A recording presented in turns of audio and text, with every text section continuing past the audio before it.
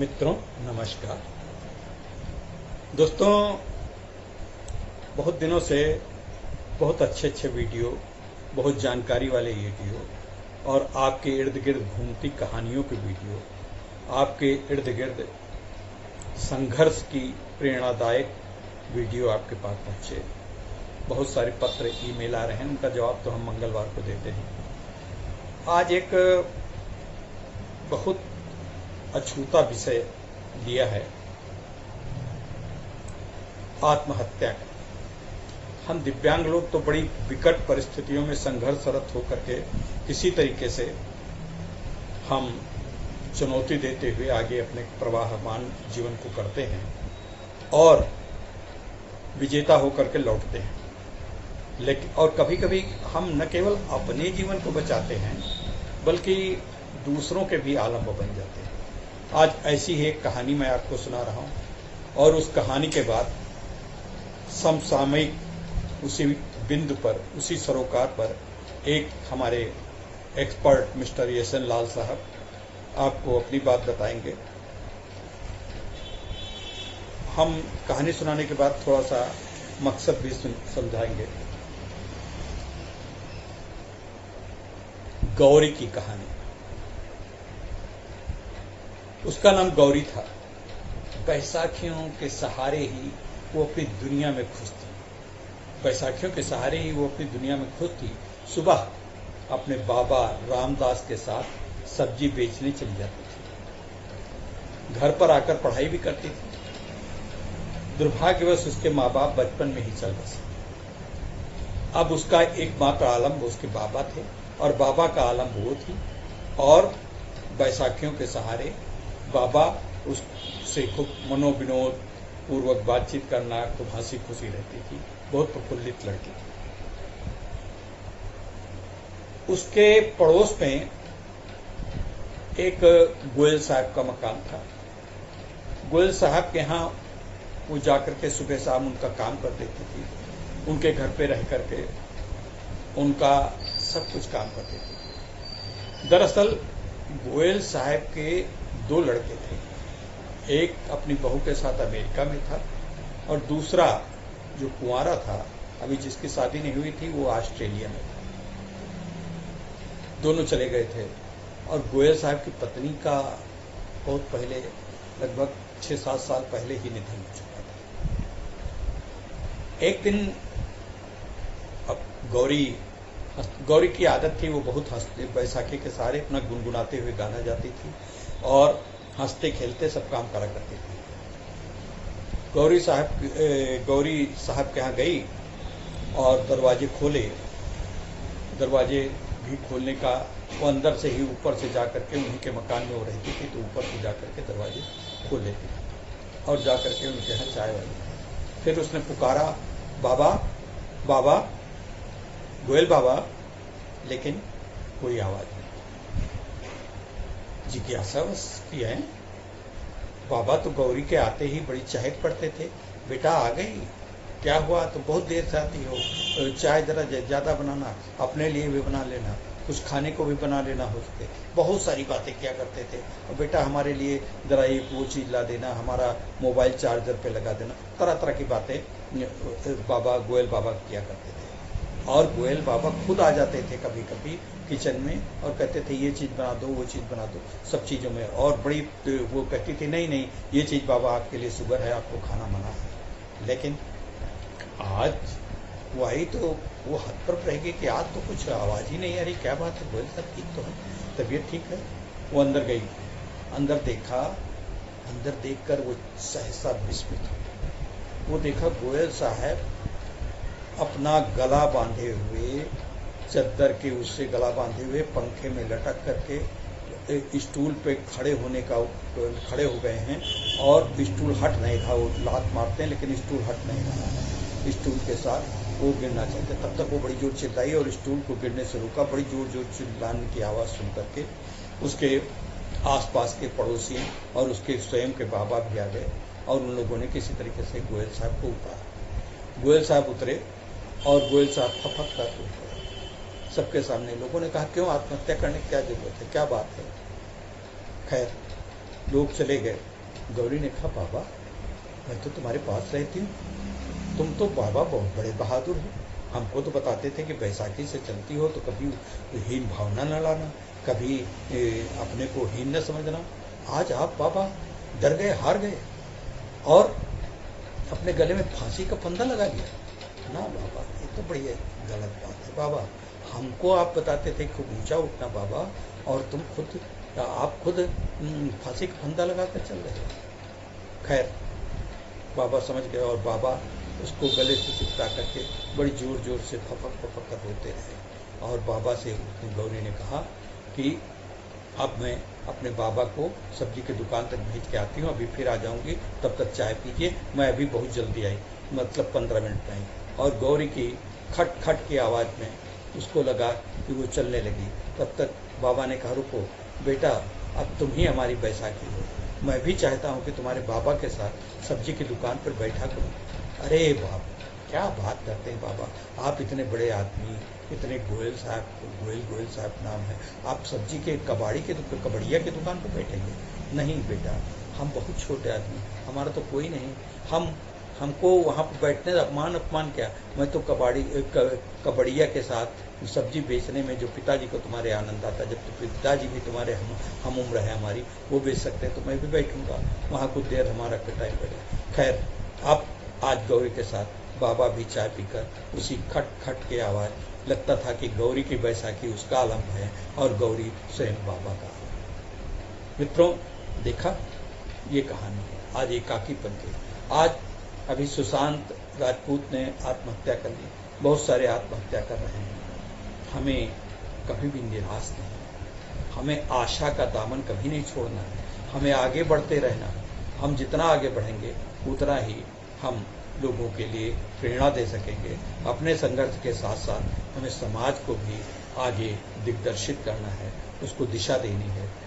हमारा दायित्व है, हम दिव्यांगों का दायित्व है कि समाज के हमेशा दीनहीन, जो बिछड़ा है, जो परेशान है, उसको हम कुछ आगे बढ़ाएं।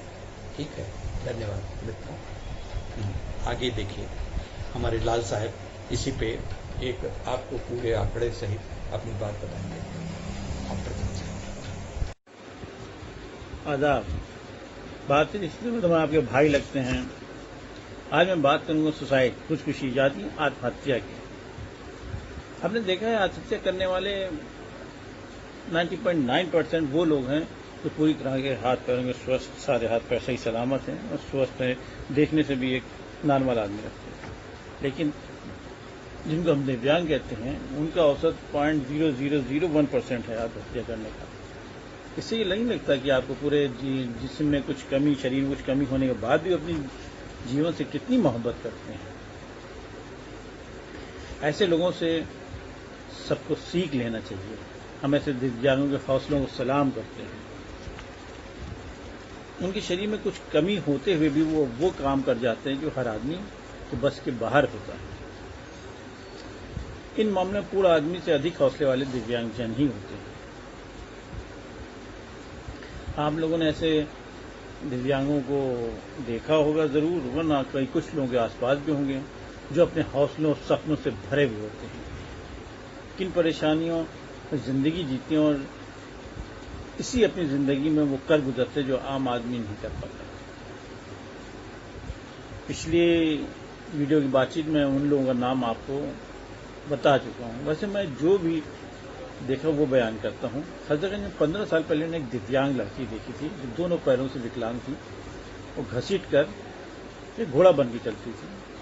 उसकी गोद में कुछ घटिया लोगों ने 2 बच्चे डाल दिए, यानी उन बच्चों को कोई बाप का पता नहीं था।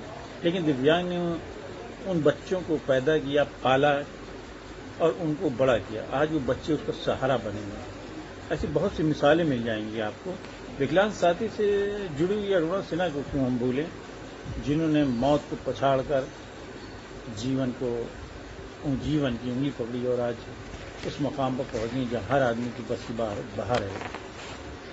आत्महत्या हमेशा से हर देश में अपराध माना गया है।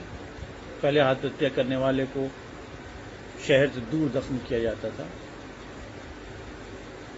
और उसकी लाश को सड़क पे मुंह को जमीन की तरफ करके खींचा जाता था ताकि लोग आत्महत्या देखें और आत्महत्या ना करें। लेकिन धीरे धीरे बहुत से देशों ने आत्महत्या को अपराध की श्रेणी से बाहर कर दिया है। इस पूरी दुनिया में हर वर्ष लगभग 12 लाख लोग आत्महत्या करते हैं। इसमें भारत में ही केवल 1.5 लाख के आसपास हर साल लोग आत्महत्या। भारत में लगभग हर 4 मिनट में एक आदमी आत्महत्या करता है। लोगों की आत्महत्या के कई कारण हैं, लेकिन अधिकतर महिलाएं आत्महत्या करने की कोशिश करती हैं, लेकिन आत्महत्या मरने वालों की तादाद जो है वो पुरुषों की ज्यादा है, लगभग 4 गुना ज्यादा। और लगभग हर मुल्क में जो भी आत्महत्या करते हैं उसमें पुरुषों की संख्या ज्यादा रहती है, सिवाय चीन के। चीन में आत्महत्या करने वाले में महिलाओं की संख्या ज्यादा है। अब उसका जो भी कारण हो वो अलग बात है। लेकिन इधर 4-5 महीनों में ये देखा है कि इस कोरोना की महामारी के खातिर जो बेरोजगारी बढ़ी है उसमें आत्महत्या का ग्राफ हमारे देश में काफी बढ़ गया है और आर्थिक तंगी के कारण बहुत लोग आत्महत्या कर रहे हैं। अभी इसी मंगल को ही आपने अखबार में पढ़ा होगा, बाराबंकी में एक पूरे परिवार ने 2 बच्चों के साथ आत्महत्या कर ली। ऐसे बहुत सी घटना है। इस समय पूरे परिवार के साथ ज्यादा आत्महत्याओं के समाचार आ रहे हैं। राष्ट्रीय अपराध रिकॉर्ड ब्यूरो के आंकड़ों के अनुसार 218 में सिर्फ बेरोजगारों ने 12,936 ने आत्महत्या की थी और रोजगार में 13,139 थे। तो रोजगार और बेरोजगारी की बातें आत्महत्या के कई कारण हैं। लेकिन 2018 के आंकड़ों से अगर हम देखें तो आत्महत्या हर वर्ष जो भी 1.5 लाख के आसपास है वो इन 4 महीनों या 5 महीनों खातिर उसमें इजाफा हुआ, बढ़ी है। जब से लॉकडाउन या कोरोना को हमने सीरियस लिया है भारत में 22 मार्च से लेकर आज तक, लगभग 3,000 लोग सिर्फ कोरोना से जुड़ी बेरोजगारी या उसके कारण आत्महत्या कर चुके हैं। तो इससे लगता है इस साल हमारा आत्महत्या ग्राफ काफी ऊपर होगा। इसी सप्ताह ICSE CBSE के रिजल्ट आए, उसमें कुछ बच्चे फेल हो गए, उन्होंने भी आत्महत्या का रास्ता अपना लिया। आखिर हम ऐसे ज़हनों में क्यों नहीं बात डालते कि आत्महत्या करना कितना गलत है? ये एक बुज़दिली की निशानी है।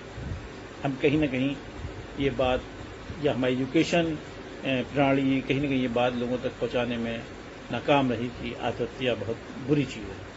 जो इंसान जीवन परेशानी से लड़ नहीं सकता वो इंसान कहाँ रहा? वो व्यक्ति अपनी परिवार या देश के प्रति अपने कर्तव्यों को ना समझ सके और दुनिया में अपनी भूमिका को ना समझे, आत्महत्या का रास्ता चुन ले, वो केवल बोझ का लोथड़ा है। बस सोचने समझने की उसमें सलाहियत नहीं है। गिरते हैं शहसवार मैदान जग में, वो तिफल क्या गिरे जो घुटनों के बल चले। मतलब यही है कि आप जहां भी अगर हार जाए उसको हार नहीं, जीत की पहली सीढ़ी समझे। जीवन में वो लोग कभी आगे नहीं बढ़ सकते जो अपनों के लिए वफादार ना हो। जीवन में संघर्षों को उनसे निराश नहीं हो, निराश होकर आत्महत्या का रास्ता न चुने। हारते वही हैं जो पहली बार इसको जीत की सीढ़ी समझते हैं। कभी सोचा है आप तो मरकर चले जाएंगे, लेकिन अपने पीछे परिवार को छोड़ जाएंगे, यानी अपने संघर्षों का बोझ दूसरों कंधों पर डाल देंगे। ये बुज़दिली की निशानी है। अगर हम फूल को मसल कर फेंक दें तो बाहर को आने से नहीं रोक सकते। इसी तरह हमारे मरने से किसी पे कोई असर नहीं पड़ने वाला कि हम मर जाए तो कि उसका कुछ रिजल्ट निकले, सिवाय हमारे परिवार की परेशानियों के। सिर्फ परिवार पर असर पड़ेगा। आत्महत्या कर हम अपने परिवार के साथ धोखा करते हैं, उनके प्रति अपनी जिम्मेदारी पूरी नहीं करते हैं। हमको अपनी जिंदगी से प्यार करना है और करना पड़ेगा, करना चाहिए। जब हम अपनी जिंदगी से प्यार करेंगे तो अपनों से करेंगे और लोगों के प्रति जिम्मेदारी समझेंगे, और दूसरों से प्यार करने वाला व्यक्ति ही कभी आत्महत्या नहीं कर सकता। क्यों? क्योंकि वो प्रेम पुजारी होता है, सबसे मोहब्बत करने वाला होता है। तो हमें दूसरों से प्यार करना चाहिए ताकि हम अपना जीवन सुरक्षित कर सकें। खुदा हाफिज।